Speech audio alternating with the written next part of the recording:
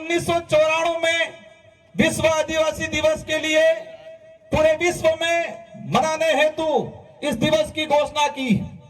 जन्म से 10 साल पहले जब भारत सरकार का प्रतिनिधित्व गया, उन्होंने कहा कि भारत में कोई इंडिजिनस पीपल नहीं रहता है। कि राजस्थान के मुख्यमंत्री जी ने आदिवासी दिवस का ट्वीट किया और 20 मिनट बाद जब नागपुर से फोन आया और फोन आने के बाद 20 मिनट बाद राजस्थान के मुख्यमंत्री जी ने वो ट्वीट हटा लिया। कायम करने का 1913 में 1500 हमारे भाई मर गए और इसी इतिहास को खत्म करने का काम एक नेता ने किया पत्र लिख के। और हमारी गर्व हो रहा था कि मैं भारत के 14 से 15 करोड़ आदिवासियों का प्रतिनिधित्व करने यूएन में गया हुआ था।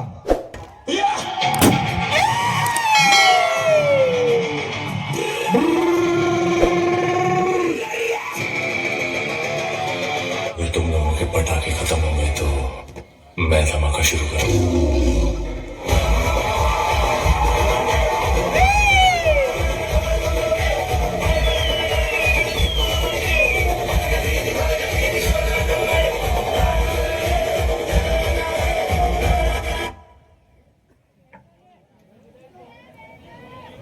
अरे बैठ जाओ नीचे। सबने जय जोहार। थकान महसूस हो रही है? पक्का थकान महसूस तो नहीं हो रही है? अनावड़ वाया वाला थाकित नहीं क्या स्टेडियम वाला? और मार विचार एक प्लस उबा है वो लागे थाकी के एटली बेइज्जत तो ठीक रहेगा। जितने जो साथी खड़े हैं क्योंकि आपड़े वहां है बीजा उबा है और बीजा हुआ मार जेवा थोड़ा कद में नाना है तो बापड़ा ताकी रे हम ओसा था इतने जोई देखा तो नहीं है। तो झटला अनाहोड़े वालन भी इच्छा है मार बदार को नहीं बोलूंगा मुंह, लेकिन झटला जी उबा ही बेइज्जत तक वहां वालन ठीक रहे तो देखा तो।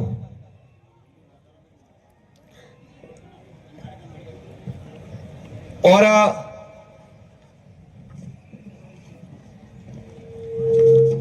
साथियों, विश्व आदिवासी दिवस international day world of indigenous people हमारे लिए एक गौरव की बात है कि विश्व आदिवासी दिवस इस धरती पे जितने भी देश हैं, इन देशों का, उन महाद्वीपों का जो मूल मालिक है, इनके संरक्षण के लिए, उनकी संस्कृति के संरक्षण के लिए, इनके अधिकारों की रक्षा के लिए, इनकी पहचान को जिंदा रखने के लिए संयुक्त राष्ट्र संघ जो पूरे विश्व के 193 देशों का एक संघ बना हुआ है, और ये 193 देशों का जो संगठन है संयुक्त राष्ट्र संघ यूएन, उन्होंने 1994 में विश्व आदिवासी दिवस के लिए पूरे विश्व में मनाने हेतु इस दिवस की घोषणा की।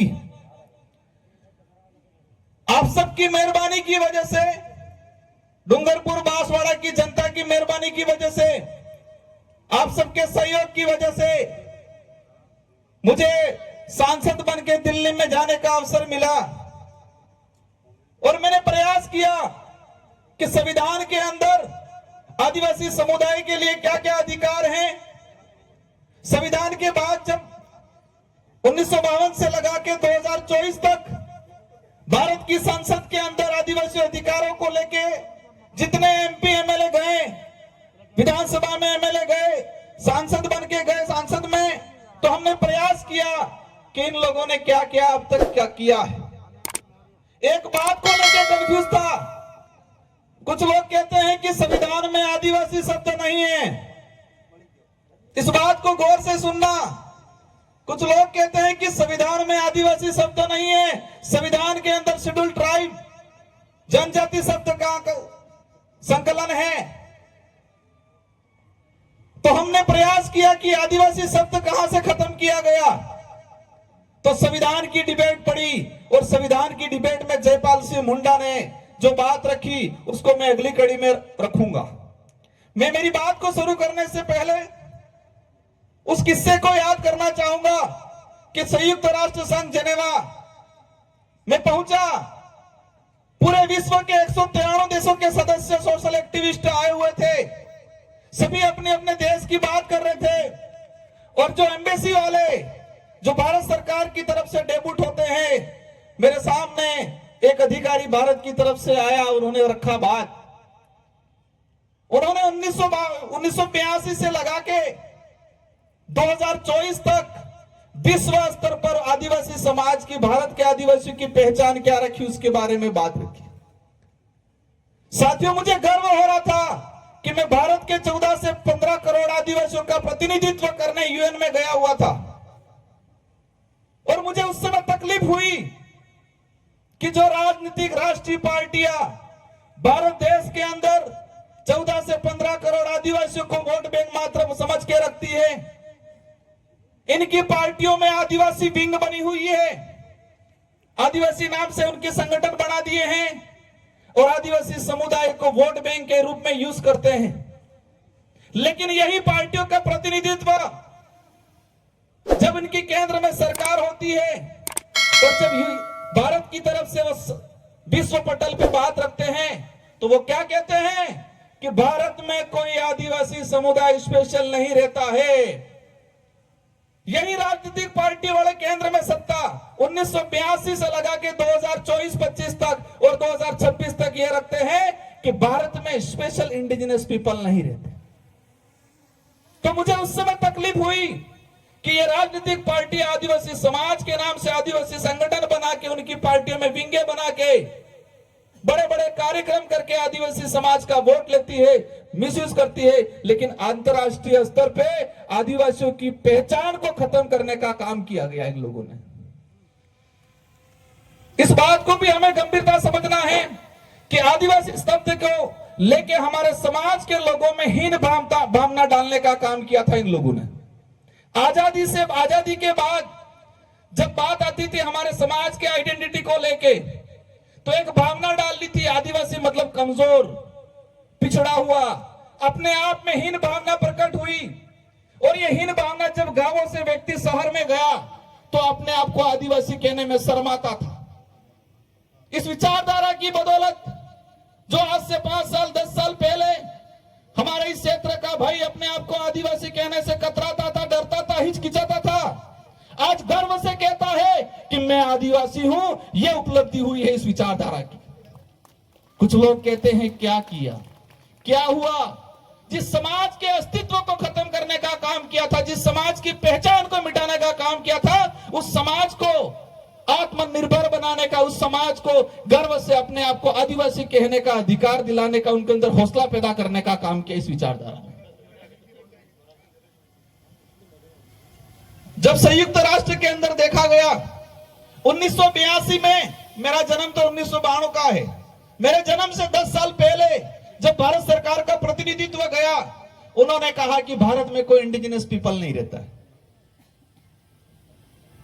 1979 के अंदर विश्व पटल पे आईएलओ कन्वेंशन 159 पास हुआ, तो भारत सरकार ने साइन नहीं किए। आईएलओ कन्वेंशन 169 क्या है? पहली बार सुना होगा आपने। इंटरनेशनल लेबर जो ग्रुप बना था, अंतरराष्ट्रीय श्रम संगठन, इसमें यह प्रावधान था कि विश्व में किसी भी देश पे जो आदिवासी समुदाय पारंपरिक रूप पे जिस जमीन पे रह रहा है, उस जमीन का मालिकाना अधिकार उस आदिवासी परिवार को मिलना चाहिए। यह उस कानून में था। उस कानून में यह प्रावधान था जो आईएलओ कन्वेंशन 169 जो है कि आदिवासी इलाके में आपको खनन करना है। कोई भी देश की सरकारें तो आदिवासी इलाके में अगर खनन करती है तो इनको खनन करने से पहले उन लोगों से अनुमति लेनी होगी। वही 5वीं अनुसूची 6वीं अनुसूची में भी प्रावधान है और पैसा एक्ट में भी प्रावधान है, लेकिन भारत सरकार ने साइन नहीं किए कि हम साइन नहीं करते। बड़े तकलीफ की बात है कि 1994 में विश्व आदिवासी दिवस घोषित हुआ और हम सबको पता चला आज 5 से 10 साल पहले। और आज कुछ लोग कह रहे हैं कि वो यूएनओ का आदिवासी मामला अलग है और हमारा यहाँ का मामला अलग है। जो लोग कहते हैं कि इंडिजिनस का अर्थ अलग है और आदिवासी का अर्थ अलग है, मैं एक बात बताना चाहूंगा, हमारे देश का नाम क्या है? हमारे देश का क्या नाम है? संवैधानिक कॉन्स्टिट्यूशन में सबसे ज्यादा जो विवरण दिया गया है, उल्लेख किया गया है इंडिया, और उसमें यह बता दिया गया है कि India that is a Bharat, या Bharat that is a India. मतलब भारत है वही इंडिया है, इंडिया है वही भारत है।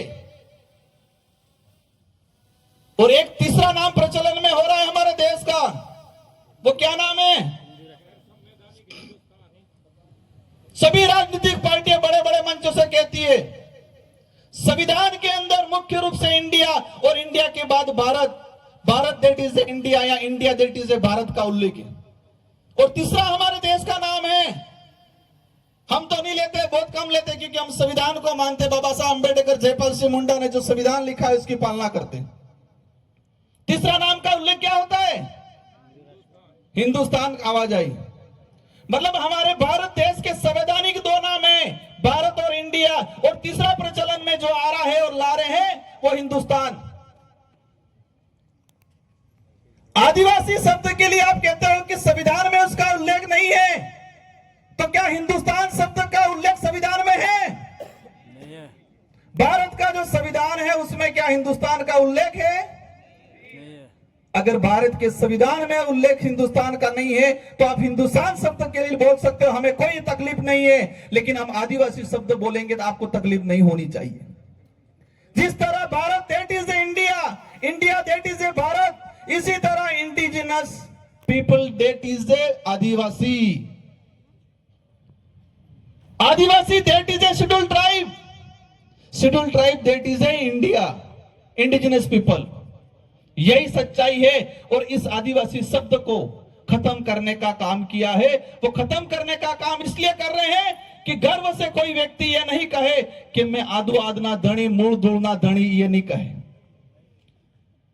आज जिस तरह से कुछ लोग लिख रहे हैं, पिछली बार देखा होगा कि राजस्थान के मुख्यमंत्री जी ने आदिवासी दिवस का ट्वीट किया, और 20 मिनट बाद जब नागपुर से फोन आया, और फोन आने के बाद 20 मिनट बाद राजस्थान के मुख्यमंत्री जी ने वो ट्वीट हटा लिया।